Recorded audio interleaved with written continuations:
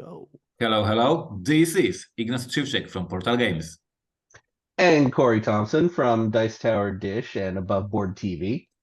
And this is the Podfather of Gaming, Stephen Bonacore. You are listening to Board Games Insider, episode 314, and we're recording this on April 4th, 2024. Board Games Insider, proud to be powered by Board Game Geek. It's kind of amazing that every week on Thursday, my beautiful face is right there in the center of Board Game Geek.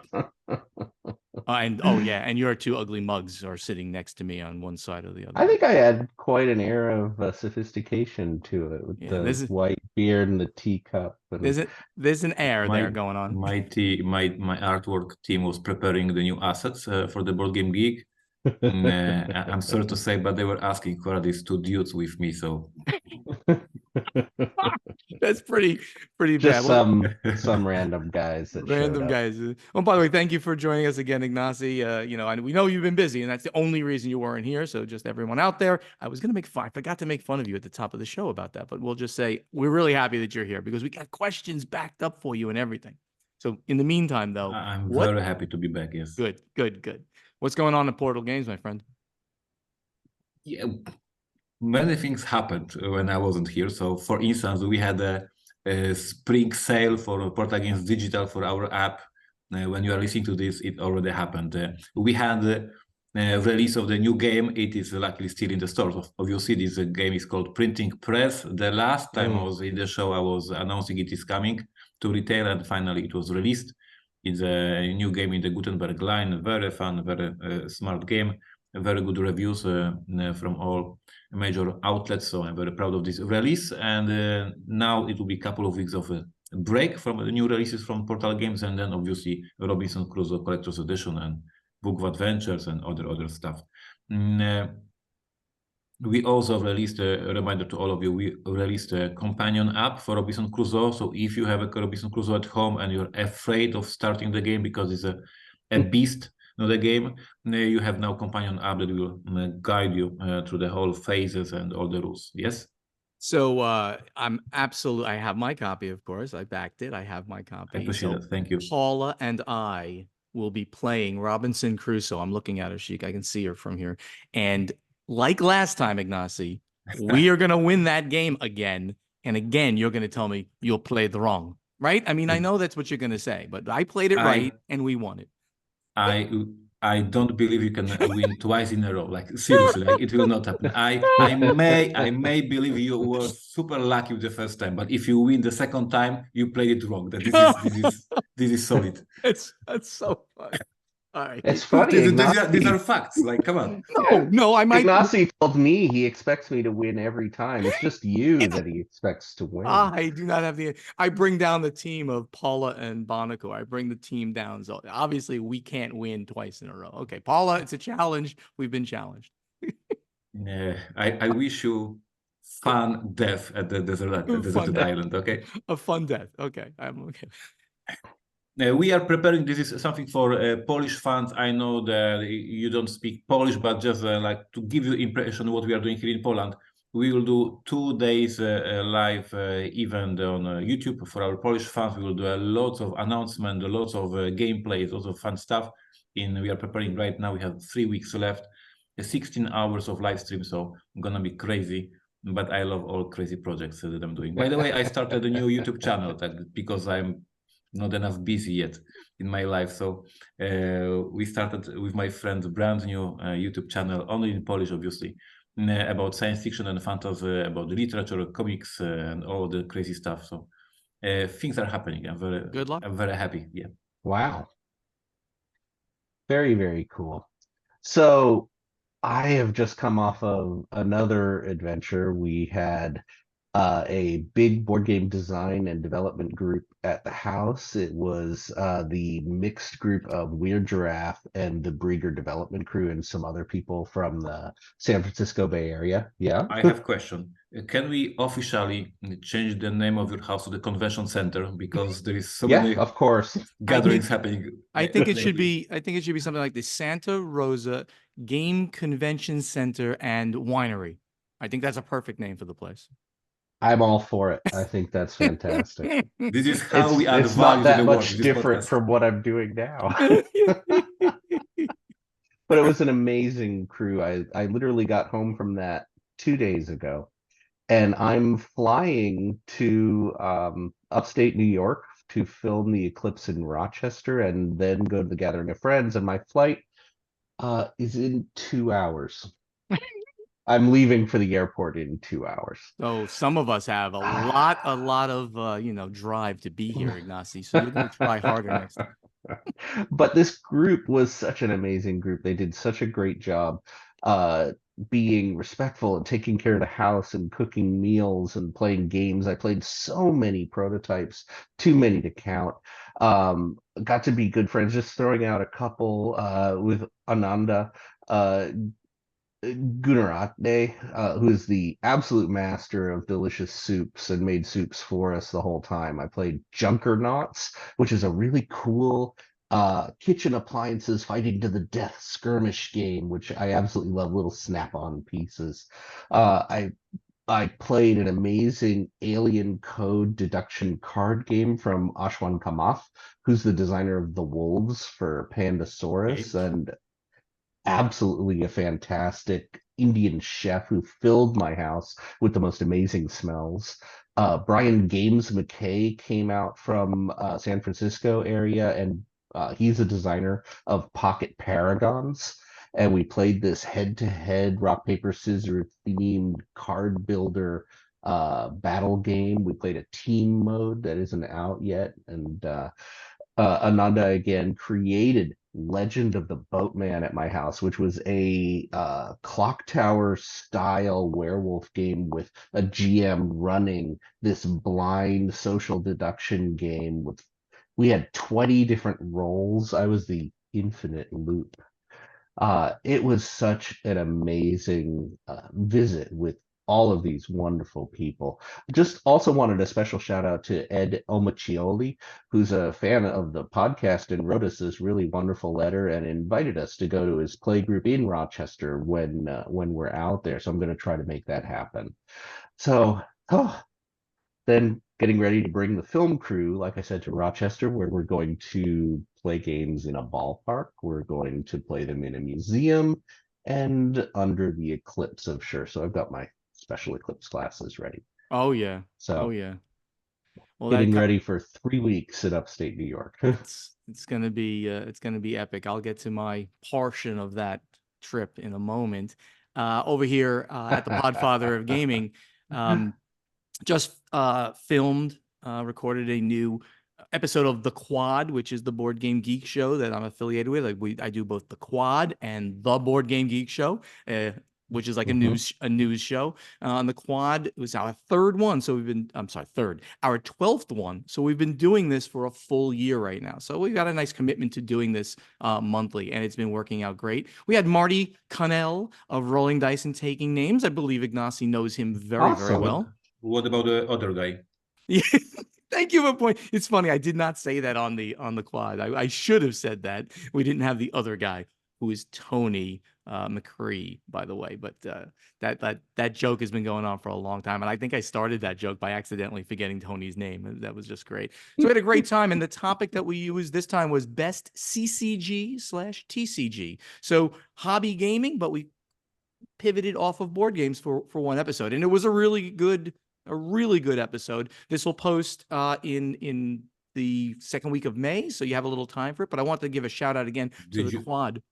Did you vote for the vampire?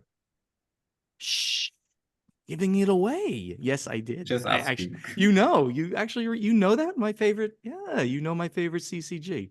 Yes, okay, it is Vampire: The Eternal Struggle. It's an amazing up to five player multiplayer CCG. Anyway, so that's going to be great. So just check. I would just go over to Board Game Geeks YouTube page, and there's a playlist for the quad, and catch up on some of those back episodes, because we have some great funny arguments about trying to pick the best in the category. We then mock everybody else's. Everyone's picking good games. Nobody really is picking a bad game, of course, but we have a great time of talking about our passion in that category and then mocking everybody else on some page. What else do I have here? So going all the way down to my trip. So I mentioned, Corey mentioned that he was going to be in upstate New York starting like in 5 hours from now. Today. Right, today. I will be taking a plane to Buffalo, New York, and then getting myself over to Niagara Falls. I'm going on this Sunday, so by the time you hear this, I'll be there already. By the time you hear this, the eclipse would have already happened. So that area of New York is in totality, and Buffalo, Niagara is on that direct center. Rochester right there as well, really, really close to direct center. We're going to be there, do the eclipse on Monday, and then spend Tuesday, Wednesday, Thursday tooling around Canada with our good friend Karen, who'll be part of our tour guide at least one of those days. And we're going to drink some great wines. And we have this all this great itinerary that just Paul and I go to around, and we might drag some people with us. But then the gathering of friends is going to happen. I would assume that Corey and I will do a recording from there. Ignacy, certainly you can be part of that if you want to film in, but we'll talk about if that's even possible for you next week. After that, I get home for only a few days, and I'm off to Podfather the cruise too. We have like 50 people going on the cruise. We have a couple more cabins than we had last year, which is great. So we grew a little bit. It's not about being big. It's actually about being small and intimate. Going to be great. April 30th to May 9th. Maui first with Jeff Anderson and Christina's wife, Paula and I. We're just going to do a few days on Maui, come back to the Big Island where the cruise is leaving. And we're going to do Oahu where the cruise is leaving. And then we're going over to the Big Island. And there we're going to go to the volcano and see that live and do some stargazing. Volcano National Park is just amazing. We'll do a quick time in Vancouver City, Canada, and then we'll be coming back. So it's going to be a big trip, really big, like 4 weeks of trips with only a little bit of time between those things at home. And I'm going to make a quick shout out to Play2Z again, who obviously I'm the chairman of the board and Corey is an investor in the company.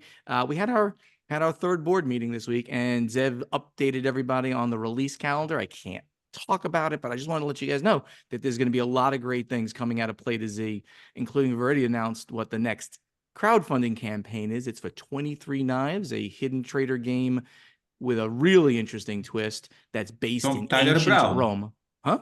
From Tyler Brown. Tyler Brown, yes. Who is my editor for Detective Line.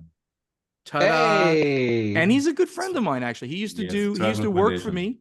He used to work for me, demoing at BGG Con because he's local in the Dallas area. And we transferred him, and then he worked for us, and he's our editor, and he edits Robinson Crusoe and Detective and all the lines, and this is his game. So I'm very proud that he's having a very good publishing house for that. Thank you very much. It's a great hidden trader game, and it really does something very, very, very different. More of that to come out in the future. Find out. And I'm bringing 2 prototypes to Gathering of Friends for Play2Z to consider. So that's great. That is awesome. I can't wait to see those. I mean, I know what they are, but I haven't played them yet, so I can't wait to see that. But everybody out there who wants to keep abreast, of course, go over to play2zgames.com and sign up for the newsletter. Don't worry, not going to get spammed. You're going to get a newsletter to tell you what's happening over time as the company evolves. And now, in the meantime, let's get over to the event deck. All right, so this one just came out, and Corey, you put it there. So why don't you give us a little update on this Magic the Gathering artist scandal? Oh, so apparently an artist from Magic the Gathering has been accused of plagiarism. That is so. Magic the Gathering artist Faye Dalton has been accused of plagiarism by another longtime Magic the Gathering artist, Donato Giancola.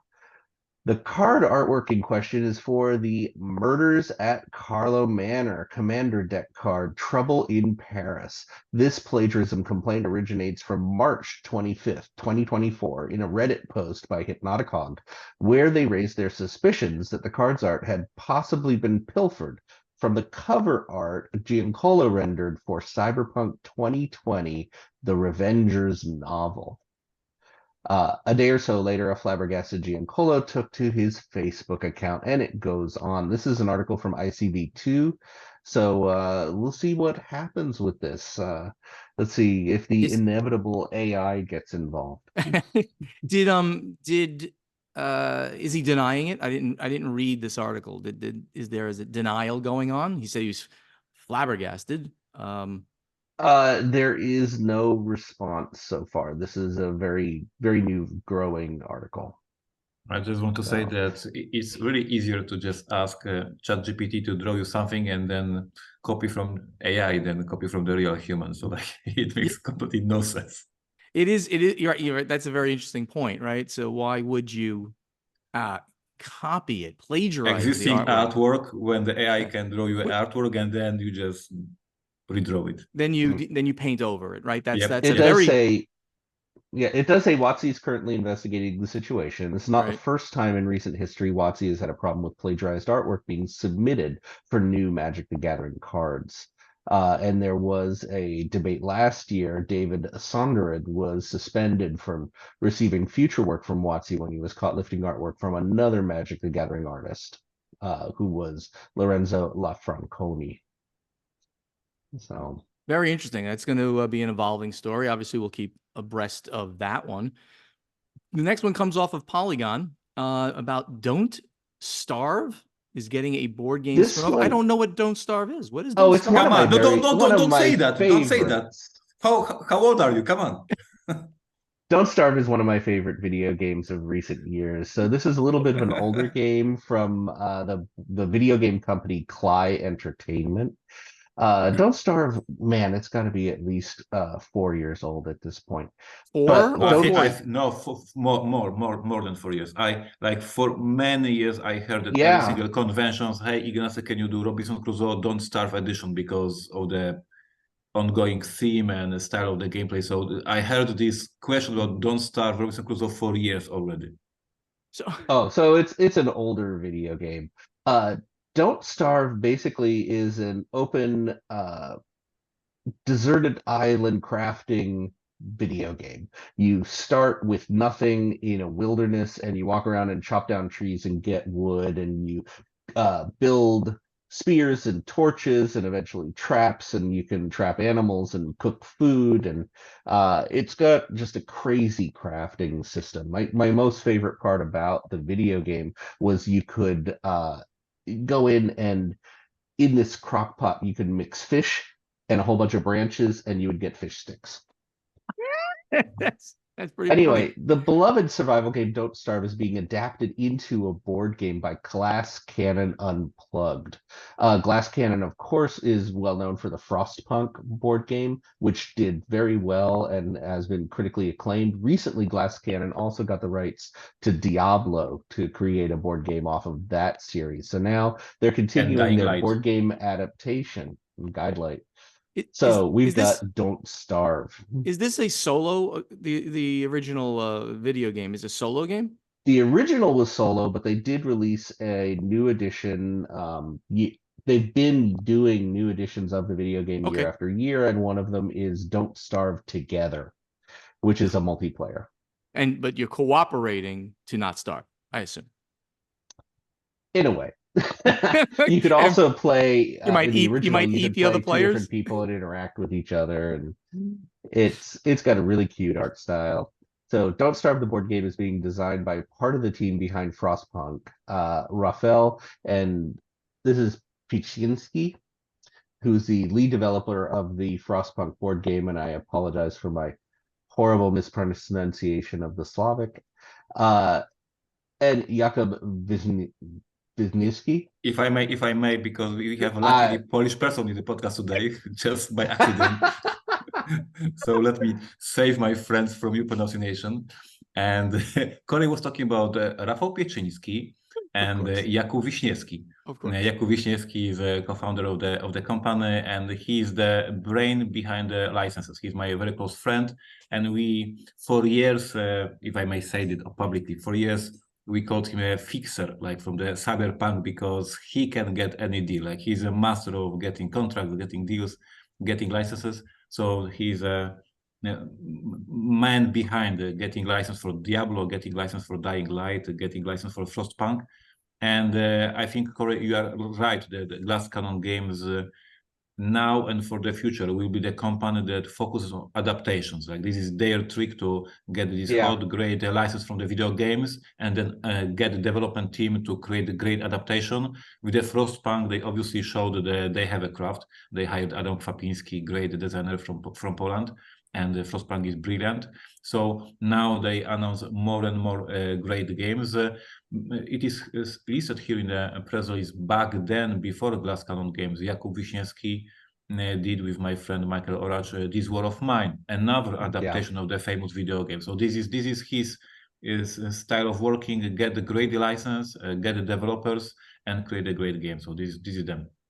Very, very interesting. In addition, the design crew also includes Nathaniel Voapfel, who's from Into the Outside Prelude. And looked it up really quick. Don't Starve originally came out in 2013, so we're looking at 11 years ago. That's why the whole because I released Robinson Crusoe in 12. Oh, I knew you were right. Yeah, so for all the 10 years, everybody was asking me when I do Robinson Crusoe Don't Starve edition. Yeah, that's pretty great. Hey, so Paizo Games is releasing a crossover RPG from their two big IPs, the Pathfinder and Starfinder. So they're going to have this new way to play it. It's called The Gap, and you'll be able to play in both worlds. Corey. But it's an April Fool's But joke. it was an April Fool's joke, which is pretty funny. Now, we're not making that joke. They made the joke. They made the joke, yeah. The actual story, though, is great. Okay. Sorry. I'm excited about it. Go ahead. No, you go ahead. Tell it. You know more about it. They did this April Fool's announcement of The Gap, which bridges the gap between Pathfinder and Starfinder. And they actually are taking the art, the cover for this gap, and they're actually releasing it. Of course, the inside of the book is all blank pages. It's a notebook. But I thought it was a fantastic article in Dicebreaker that a lot of companies are taking their April Fool's joke and actually extending it into a product. The one who's done it the most, I think, is Stonemaier Games. This year, their April Fool's joke was a candy bar, and they are actually releasing these chocolate bars. Last year, it was disc golf discs, and they actually produced them and sold out of them, and they've done a couple different print runs or whatever you call it for physical plastic Frisbee discs. So, wow. Okay. I did not know any of that from Stonemaier. I got to go talk to Alex and see what the heck he's doing over there. That's very cool. But that's all the news we have. It's actually a lighter news week. But that means we have more time for questions from all of you out there. And Ignacy's here, so he might be taking some of them. Let's get over to strategy and tactics. So, Ignacy, we saved questions for you, of course. I appreciate that. And the first one is from Brennan Smith from the U.S. And he or she is at CBGSSYA. I can't figure out what that acronym is. Whatever. Okay. Something I am curious about is for Portal Games. What languages do you and the employees speak mostly, predominantly, at the home office? I know you deal with multiple languages for games, so I wonder if it ever gets confusing. So what's obviously you must be speaking Polish in the home office, but what else goes on? Yes. Obviously, we speak Polish, but indeed, when we hire people, we need them. We want them to speak English. Obviously, we talk about speaking English like me, so we are not looking for the native speakers, but to understand English, to be able to communicate in English, to be able to discuss on the game forums, to be able to email our partners in America and other countries. So the English as a second language is mandatory in the office. Besides that, we talk about this many times here in the podcast for years. English vocabulary for gaming terms like discard, like shuffle, like whatever, discard, etc. We use English words. Like we literally, when we design games, when you do a prototype, when you do some notes, we don't use Polish wording, we use English. And that's because we are geeks. We played Magic the Gathering when we were 12 years old, and this is our native language. So geek terms, we speak in English. And you, and just as a kind of an aside, a corollary to this exact conversation, you actually write the rules first in English, right? Isn't that true? Yes. Which I find that fascinating, that the rules for all the Portal games get written in English, and then they get translated to Polish, and partners will translate it to other languages. Yep. So basically, what is happening? Tyler Brown our friend Tyler knows Brown. the rules first before our Polish readers. This is true. First he edits, he polishes, and then we start translating into Polish. Wow. Once Very again, cool. the language for the gaming terms, all the keywords, they're so important in English, and we are so fluent with reading English rule books and all these key terms that it's easier for us write it in English, make it perfect, and then just make it into translation into other languages. Very cool. So again, for Ignacy, Nate, this is the same guy, Nate, no, different person, but it was for Ignacy. Nate Jesichin from the US, meaty ochre gamer, very good. Gil Hova had a mechanic that he tried to put into every one of his designs, but always had to remove it, and it made it a better game. I wish I knew what it was. Ignacy, do you have a grail mechanic that you've tried to put into many of your designs? It says all here, but I'll just say many of designs, but it just never worked for you in any of them. I used to have a mechanic that I really loved and I wanted to put in my games, and I have a couple of tries with different games, Stronghold being one of these games. I don't know what's the English term for this mechanic, so maybe Corey will help me because he knows everything about the games. Because I don't speak I'm English. talking about Jenis von Teben, old game, and it was by Mr. Prince. Oh, Thebes. And Thebes, yes. Thebes. Oh, yeah. That was the name of the title in English. And this is the mechanism that you make the action, and then you will play when somebody else will just move you on the score track, yes, because this is the time mechanism. Yeah, it's in Polish. It's called the Listwa Princa, which means this is this track of Mr. Prince. I don't know how it's English. Absolutely, one of my favorite mechanics. It's also like in Australia that I did. The time, Corey, I don't know I forgot what that's called. There is definitely a name for that. Yes. Timing mechanic. In Polish, we call it Listwa Princa, which is like a track, Prince track, and it means this name of this designer and the track. And you take your action, but depending how big action you are taking, the most time is taken. It's like Glenmore and Tokaido and all of those. Correct. I just heard it called a time track mechanism. Well, if we only had, the amazing list of all things in the world to go look at. By Jeff Engelstein and Isaac Schiller. No, I was just going on to Board Game Geek. And I'm looking right now. That's where those terms come from, is from Jeff's. That's right. So it's called turn order time track, which, right? That's exactly what it is. Very simple, yeah. It's just broken apart. So for instance, in Stronghold, which we released together with Steven back then, now in the Stronghold, you are just taking hourglass tokens and giving them to other player, because it is simple. But the first prototypes use this scoring track that you were playing as long as you were behind other players. I tried it in a couple of other games. It was always messy and difficult to incorporate, and I was always dropping this mechanism, and it makes me sad. It's such a good mechanism. I did. It's actually one of my favorites. I absolutely love that. I think that one of them that we actually talked about recently is the whole semi-cooperative game. It's just so hard to make a good, well-balanced semi-co-op game where maybe a bad player can't screw up the game for you. But the king of them is like Dead of Winter, right? That whole system is probably one of the best ones out there, because we are trying to cooperate, but I got my own agenda here, so I'm gonna screw you guys up a little bit while I hoard the food or whatever the case may be.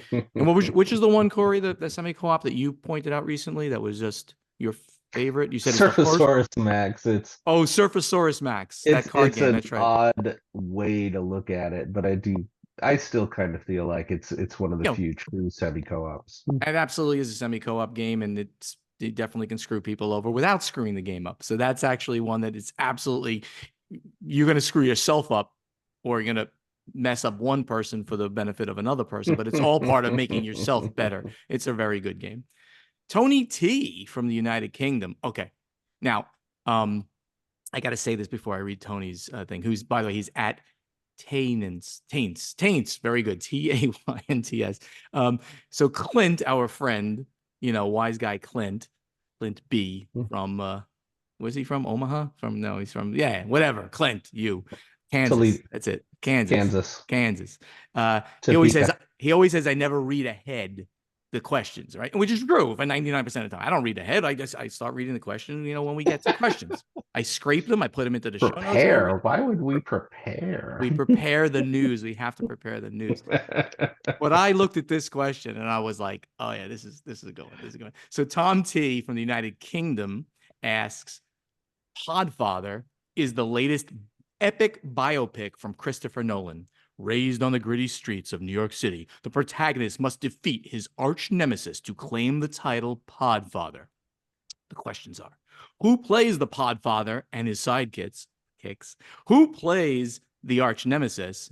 And what would the theme song be? So I go first here. So first of all, this guy Tom T here from the United Kingdom, you sure this wasn't posted by Tom V from Florida? Maybe he was. We'll see. So who plays the Podfather? I'm going to take the rogues gallery of great Italian-American actors: De Niro, Pacino, DiCaprio, Nick Cage. Nick Cage, by the way, do you know who Nick Cage's father was? That's Coppola, Francis Ford Coppola. Not a lot of people know that. Uncle, father, whatever, related. So he changed his name from Coppola to Cage. So I could play it too because I can act. If somebody's good looking as me, maybe. All right. Anyway, the arch nemesis. I think that the name of the character would be Vom Tassel. I think that's a good one. And the actor would be Steve Buscemi, who may be the ugliest guy in Hollywood, but he always plays those like kind of bad characters. So we're gonna put him there for Vom Tassel. And the theme song, That's Amore. When the moon hits your eye like a big pizza pie, that's amore. I had to just sing that. I just had to do that.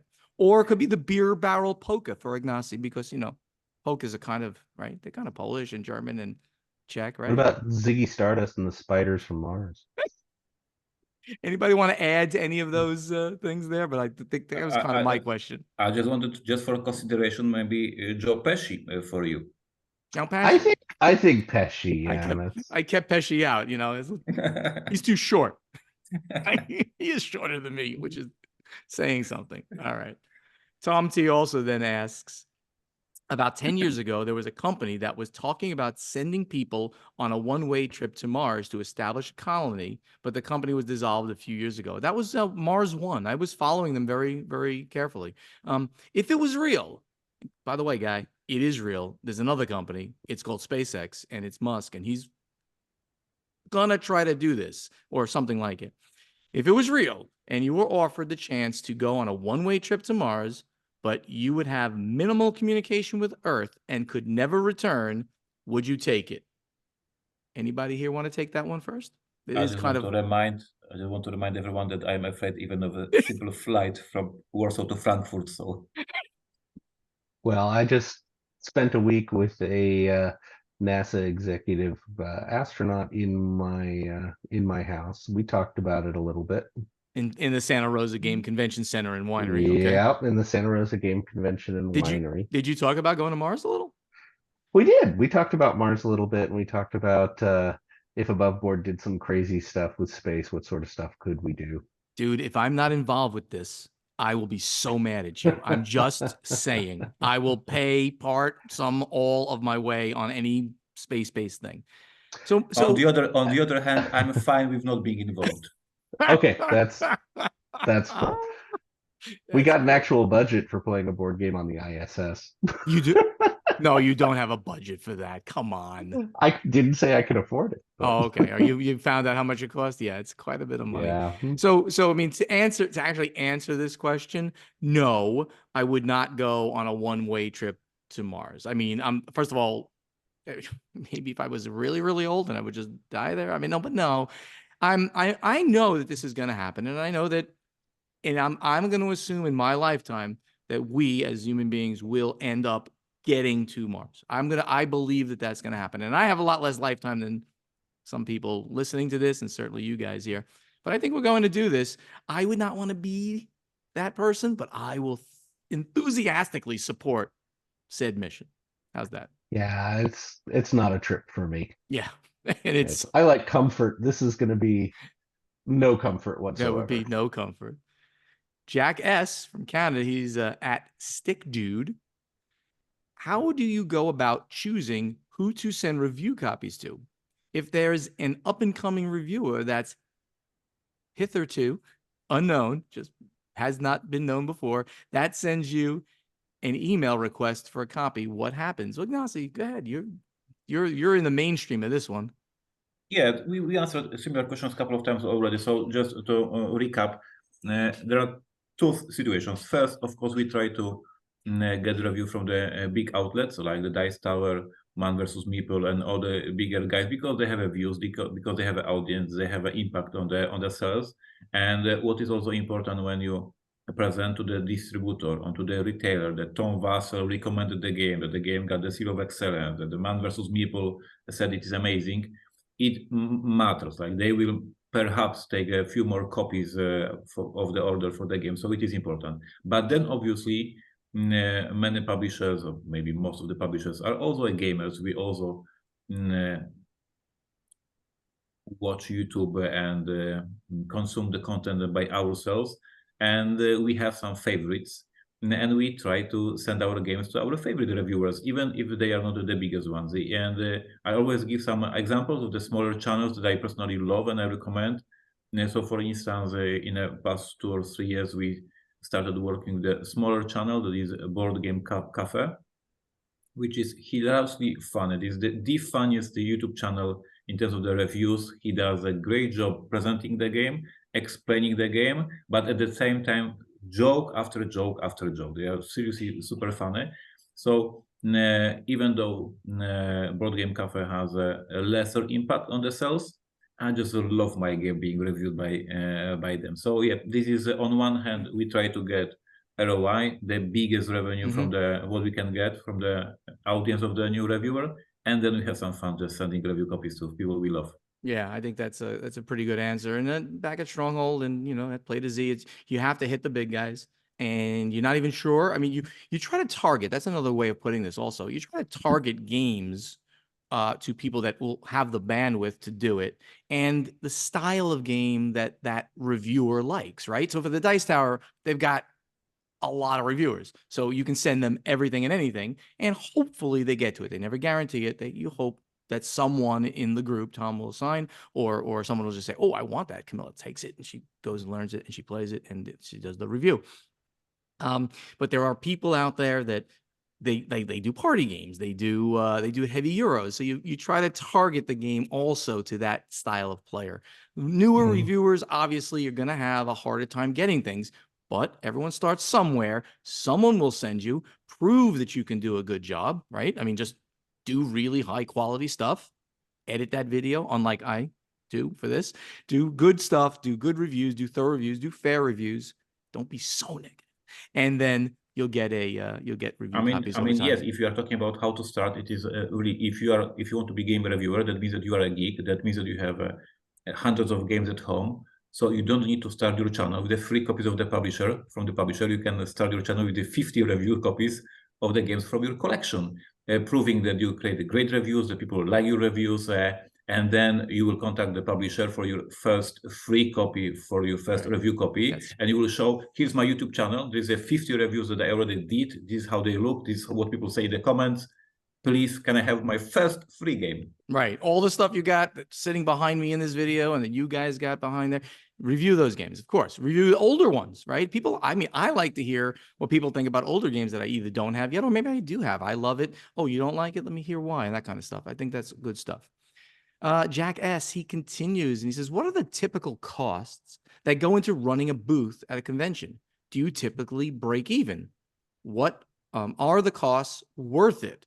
And this is one of those questions that are very different based on the convention, not the type of costs, but the what the costs, how much cost it is for any given convention. Yeah. And the second thing is, will you make money, right? The break even point. So, I mean, very quickly we can go through this. There's potentially plane flights, hotels, food, right? And then you get to the convention itself. You got the convention space that you're renting, and they do it via 10 by 10 usually, or in Europe via 3 meter by 3 meter, I think it is. I think that's how they do it. And then you have the stuff you got to Furniture, bring in, internet, Wi-Fi, all these additional costs that come. right? A lot of the conventions will piecemeal out. Do you want power? Do you want internet? Do you want a chair? Do you want Oh, walls?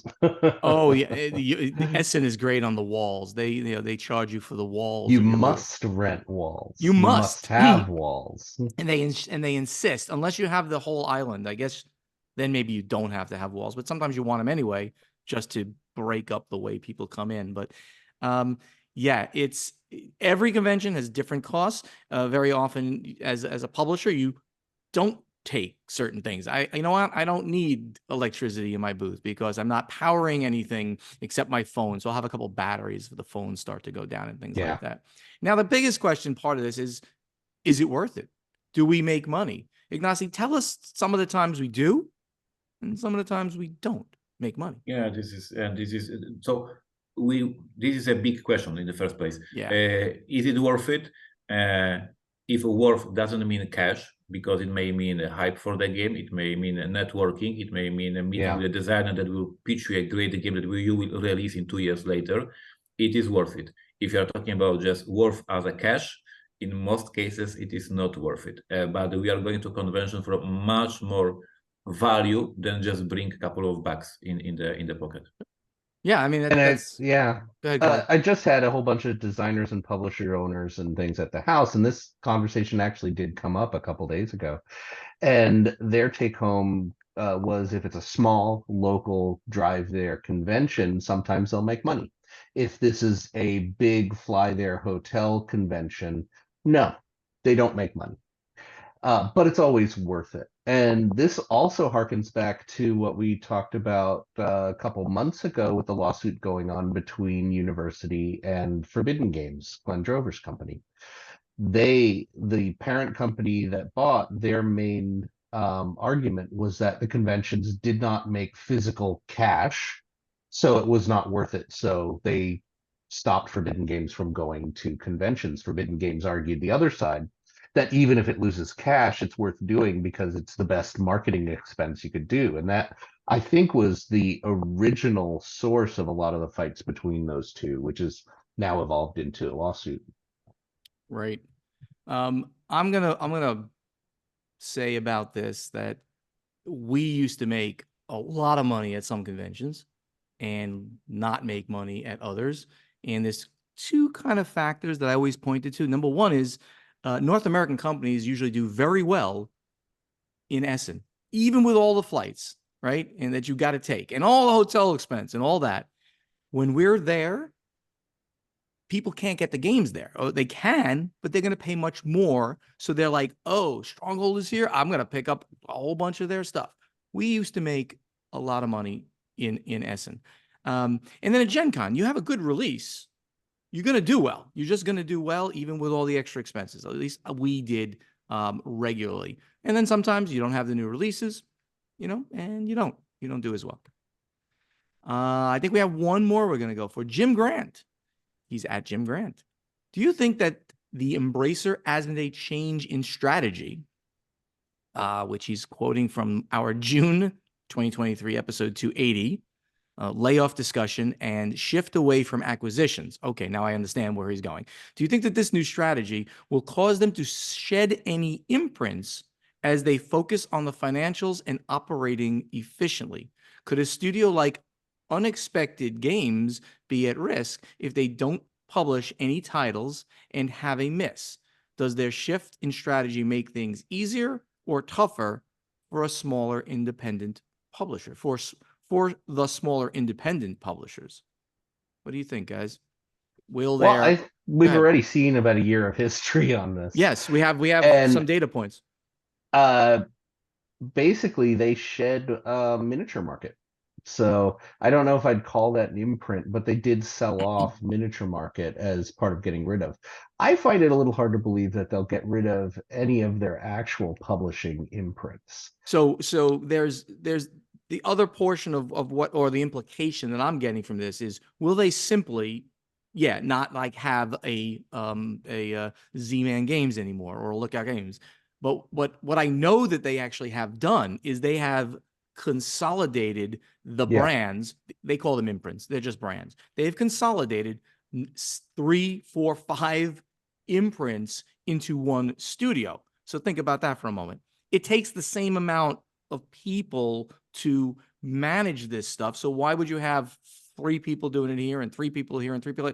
Bring them all together and let's have 6 people And doing this is it. And they especially can. in the Asmodee Europe side. They've done some major reorganization Yeah. and consolidation. And it's a standard business thing to do. People don't go around and just acquire and acquire and acquire and acquire and take on all of this expense, right? Because you're not, it's not just the buying it. You're taking all this personnel expense. At some point, you restructure. You say, okay, this is great. We're making good money. Now we have to make efficiency out of this. Very common. And Every like we business. said last time, parent company Embracer is definitely shedding acquisitions. Yeah. They're selling off a lot of their big properties, the most prominent of which was Gearbox Games, which is selling for half a billion, 500 million. Wow. Yes. They just got rid of, the parent just got rid of 2 major digital portions. And we talked about that over the last few weeks. So things are happening there. That's all for the questions for this week. I think we need to get over to play testing. So last week was my question, and it was, in that sort of quasi-controversial, well, maybe very controversial, depending on how we're talking about it, AI. And the question was, with all the talk of AI or AI art or AI images, as some people want to call it, and the ethical moral implications around that, let's chat on the related but quite different topic, AI usage in tabletop games. And specifically, the question was, in the coming years, let's say within 5 years or so, how can you envision AI being used in tabletop gaming? The uses of AI will likely be different based on the type of tabletop game. So you can talk about it as we did on last week's episode with regard to the uses in board games and card games and role-playing games. For what purposes can you envision AI will be used in these games? And does this bother you in some way that AI will enter the tabletop gaming space? So, gentlemen, have any of those answers that we got about 20 or so answers on this. I would say yes. I'm surprised. I would expect much more answers. So this, first of all, I think the great question, but I think I'm wrong because there was not many answers. But I love the question, and I'm surprised. On one hand, there was a couple of great ideas, but so not many of our listeners mentioned thing that for me is the most easy to do, and it is not in the window of 5 years. It is happening right now, I believe. I don't have, of course, proof of that. I'm not doing that, just to make it very clear. But I think that the easiest one to do is to write flavor text for your all campaign games. Like we have so many these big Kickstarter games with these books of paragraphs, books of story hooks, books of whatever. And if you have to pay a writer to write it, or if you can ask ChatGPT to write me 500 paragraphs about my fantasy world, blah, blah, blah, whatever, ChatGPT will write it for you in half an hour, and you will save a lot of money. So I'm not saying that somebody is doing that because I don't have a proof and I don't care, but I think this is the easiest way to get, and I don't believe it will not happen. I'm certain that some companies on Kickstarter will use to generate these paragraphs of the text just magically. Mm-hmm. There's a lot of mention of writing, but they are focusing on rule books. Forgetting that ChatGPT just a little bit creates on this editing. fluff and flavor. But for that, it is so easy.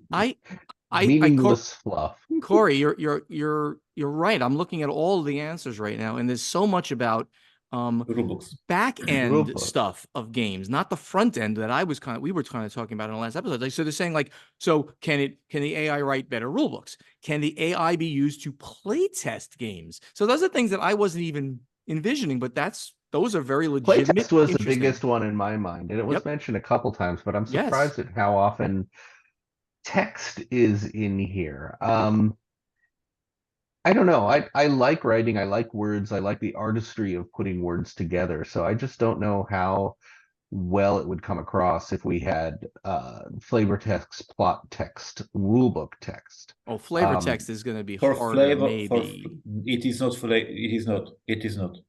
I'm playing with ChatGPT on my as a private person, and it's pretty legit as a game master. You just ask him, "Hey, I'm in a dungeon. Describe me this dungeon. I'm opening these doors," and it just runs for you the whole freaking game.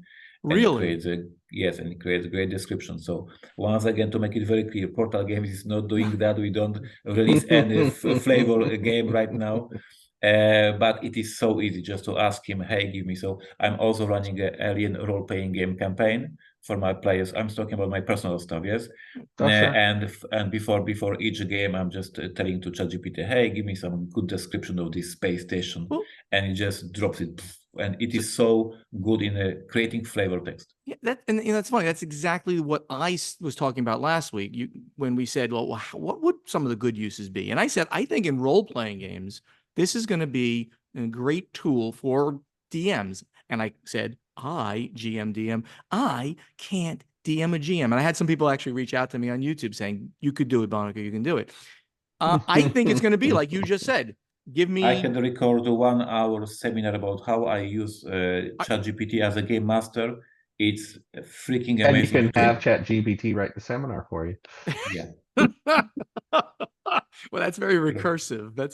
Ignacy, I want you to do that, or at least write an article for your blog. I mean, I would like to hear that because I really want to try, and I haven't done it in 40 years to DM or GM a game. So we have that a would be deal. I will write article on my post. You just inspired me.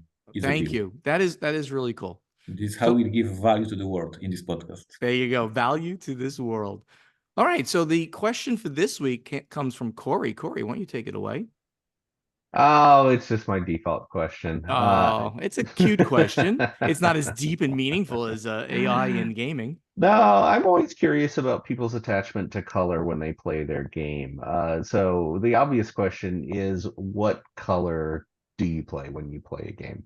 But I really want to know if there's a color that you never play. Is there one that you automatically avoid? Is there one that Oh, you wait for someone else to take it? And of I have a course, we're more interested in why. I Why have a you follow-up take or question. not take. Yes, sir. Why publishers are so boring with their creativity? Why they give just a different color to the players? Why not give them different shape? What shape are you playing always? yeah, but the color is There's a you couple need the games color. that do shape, and people get confused. It's just I become such always a play standard. triangles. I always play circles. I always play squares. Well, triangles are the best shape. Oh no, I hate them. Sorry. There is a oh no. I Triangles all seriously the way. I I have think a we should have no more discs, all triangles. there is a game of Bruno Faiduti. I don't remember the name. Something about the pharaoh, and it had triangle tiles.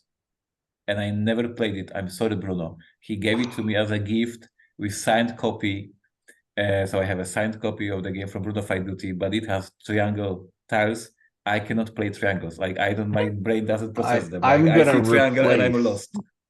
every one of my games. I'm gonna replace discs with triangles. I would lose every game of that. Like literally, my brain doesn't process triangles. That's great. That's great. So what do you guys think? What color do you play in games? Is there a color you never play? And of course, why? And why does it matter to you? Ignacy right now, because he's back, I put him to work. He's going to create a thread on Board Game Geek if he remembers how to do that for I'll this do my episode best. 314. Just remember that. I don't know how to use computers. And we're asking you about that question. And in the meantime, let's get to final scoring. Thank you all so much for listening. Help us spread the word about this podcast by telling your friends to download Board Games Insider wherever they like to get their podcasts, or watch Board Games Insider on the Podfather of Gaming YouTube channel. If you want to be part of this podcast, you can just ask us questions for our strategy and tactics segment by posting them in the correct thread on the Guild on Board Game Geek, and also answer our question to you from the playtesting segment by going to the Guild on Board Game Geek and looking for the thread that Ignacy is creating right now. Check out our websites, which are portalgamesus.com, podfathergaming.com, dicetowerdish.com, and play2zgames.com. We're all over social media, so interact with us on Facebook. Please like our pages, which are /BoardGamesInsider, /PortalGamesUS, /PodfatherGaming, and /Play2ZGames. You can speak directly to Ignacy, Corey, and Steven on Twitter, X, whatever you want to call it, and Instagram at PortalGamesUS, at PodfatherGaming, at DicetowerDish. And those active YouTube channels are Portal Games Studios, Portal Games Studio, The Podfather of Gaming, and Above Board TV. On TikTok, Ignacy is dancing at Portal Games US.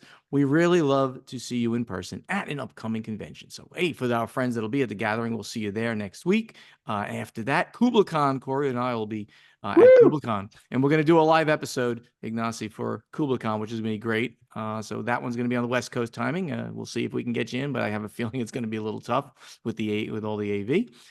Board Games Insider, professionally edited by Joshua Bowman from Tabletop Submarine Podcast. If you want your podcast edited by Joshua, reach out to him at tabletopsubmarine@gmail.com. And that great voice doing the intro, outro, in between segments is that of Ray Greenlee. He can be contacted to do voiceover work at raygreenleevoiceover.com. So, anything you want to report at the end here? I see something here that Corey put, which I know exactly what he means. Ignacy probably knows what he means.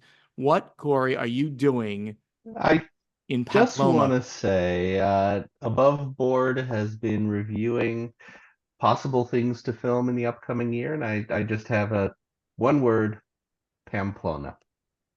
Pamplona, which Pamplona. is in Spain, right? Yep. And they're famous for one thing, and I guess you either know that or don't know that. And it's going to be interesting if that ever comes to fruition. And I We'll know see. I know when that one thing happens. The funny thing is, I looked up when that. Can we just say it? Mid-July.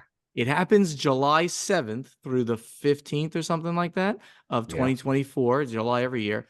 Guess who's going to be in Spain on July 7th, 2024? That would be me. I'm coming off BGG at sea in Barcelona. Now, Barcelona and Pamplona are not close to each other. I'm going to be flying from there to Italy, so I will not be part of this nonsense. But that would have been funny if I could have been. We'll see if it happens. All right, everybody. Thank you all for listening. We'll see you again soon. Bye-bye. Take care. Take care, everyone.